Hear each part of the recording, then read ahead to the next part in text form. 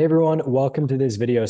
My name is Cameron Snow. I'm the founder of Authors Direct Sales. I just want to make this video going over some common questions this week.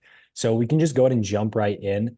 We're going to be talking about Facebook ads and scaling initially. So jumping into the very first question, I think the only thing I'm struggling with right now is optimizing my ads. I follow the instructions on checking them after 7 days and 14 days.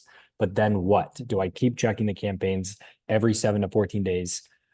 The same way to make sure they're performing? Do I let each campaign run 7 days, check it, let it run another 7 days, check it again? How long should I let them run if they're not getting any sales but aren't spending too much?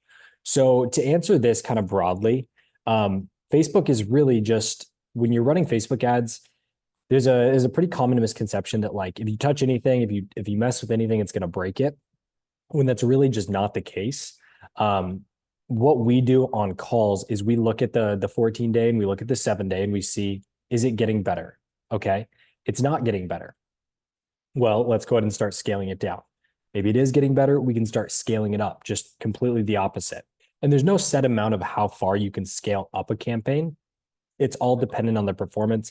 If it's performing extremely well, you could bump it up by 50%, even 100% in some cases.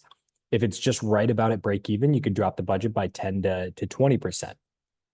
You can also let the rules go ahead and take care of that for you. But you can always manually do that as well. And it really is a case of looking at things 14 days to 17 days, and you can check it on a weekly basis as well. The most I would go in there is probably once every about 3 days because you do need to give it some time. I would never look at it day by day, but really just looking at the 14 day to 7 days, it getting better. It is. All right, scale it up. If it's not, let's scale it down and drop some new ads in there. Now, jumping into the next question. So I'd like to know when to increase and when to lower ad spend. When should you scale, how often, and by how much? So this is it's kind of a more general question, but in the case of if things are doing well, so say if your cost per result is at $10 and your product price is $20, you have $10 in profit. So if you're spending $100 per day, you could scale that up to $150 that next day. And then you're going to have to leave it for about 4 to 5 days to see how it optimizes, sometimes even a week. And then you can essentially see, all right, maybe your cost per result's gone up to $13 when you're spending $200 per day. So now you're at $7 per profit per purchase. You could do the exact same thing, scaling it up by 100. But in some cases, if you're at a $10 cost per result and you're spending $100 per day and you scale it up to $200 per day, maybe your cost per result might go up to $20. It might go up to break even. Then you'd go ahead and scale it back down for that next 7 days. So I would just always look at things on a 7 to 14 day basis. It's always the best way to look at things.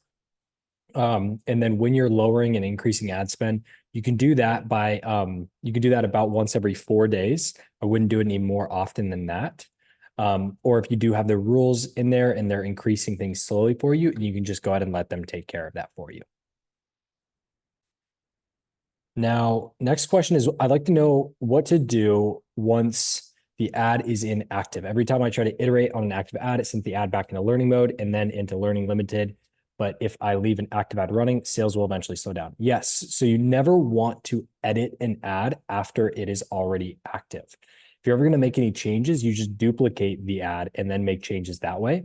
Because if you ever edit an ad when it's already running, it'll put your entire ad set back into learning. And the reason that it does this is because the learning in terms of how the algorithm is trying to find your readers and trying to get purchases, all of that learning is done on the ad level. So if you edit an ad, it changes that ad ID and it'll put it back into learning. Now, if you have ads that are active and sales are slowing down, then I would start dropping in new ads at least once every 3 to 4 days. And then you can start to pick back up that campaign without having to edit any of the active ads. So you never want to iterate on an active ad. You always just want to go ahead and duplicate that ad before launching up the new one. Now, getting into this next question, so it kind of plays on the last one. So I'd love to know the protocol for moving past the learning limited phase. I'd like to know if learning limited is something that should be ignored or if it's smart to try to do something to get out of it other than increasing the budget, unless the ads are cost effective. Another question is there a way to go in an ad set, see when the date has started? So getting out of learning limited.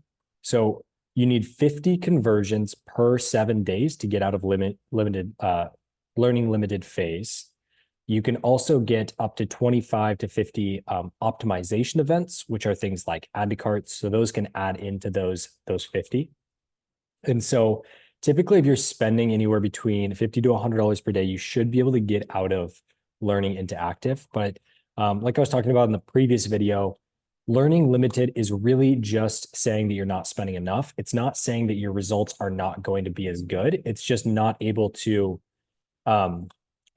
find people as consistently if your ad set was inactive.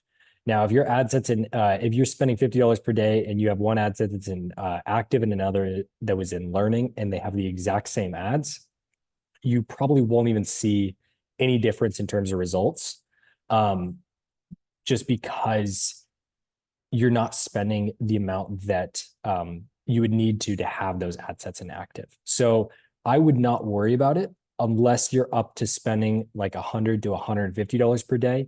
Then you want to see those ad sets get into active. You can hover right above where it says learning limited, and it'll also show you how many events you have. And if you're close, you can just let it run and you can get to that 50 events because it'll just tell you.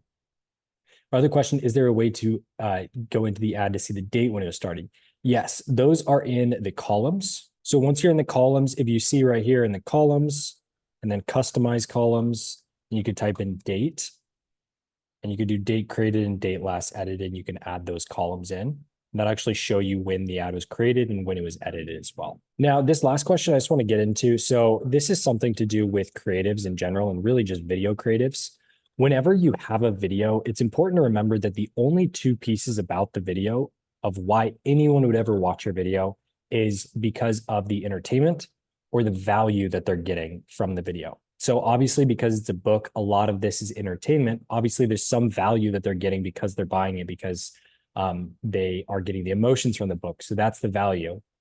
It also does play into the entertainment factor. But it's important to remember that whenever you're creating, making new creatives and making new videos, the entertainment factor is very, very important to add in there because the reader needs to be entertained when they're watching your video, or else they just won't watch it. So I'd always try to think about that it's between entertainment and value, and it's a balance between the two, where in some cases your videos can be like in this case of this video, where I'm not really looking to entertain, I'm more looking to just give value. And so I just try to think about that in terms of the balance with your creatives.